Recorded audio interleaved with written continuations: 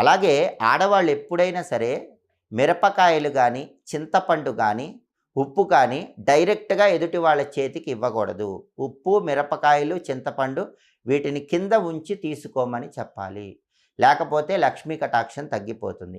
15 రోజులకు ఒకసారి ఖచ్చితంగా బూజులు దులుపుకుంటూ ఉండాలి. మంగళవారం, శుక్రవారం కాకుండా ఇతర రోజుల్లో బూజులు దులుపుకున్నట్లయితే లక్ష్మీ కటాక్షం అనేది తప్పనిసరిగా కలుగుతుంది.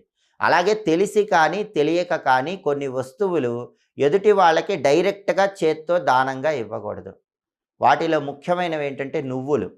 తెల్ల నువ్వులు గానీ, నల్ల నువ్వులు గానీ మీరు డైరెక్ట్‌గా చేత్తో ఎదుటి వాళ్ళకి ఇవ్వకూడదు. ఇస్తే లక్ష్మీ కటాక్షం అనేది తగ్గిపోతుంది. లక్ష్మీదేవి అలిగి ఇంట్లోంచి వెళ్ళిపోతుంది. అలాగే ధనియాలు కూడా డైరెక్ట్‌గా చేత్తో ఇవ్వకూడదు. చాలామంది ఆడవాళ్ళు తెలియక డైరెక్ట్‌గా ధనియాలు చేత్తో ఇస్తారు. డైరెక్ట్‌గా ధనియాలు చేత్తో ఇస్తే కూడా లక్ష్మీ కటాక్షం అనేది తగ్గిపోతుంది.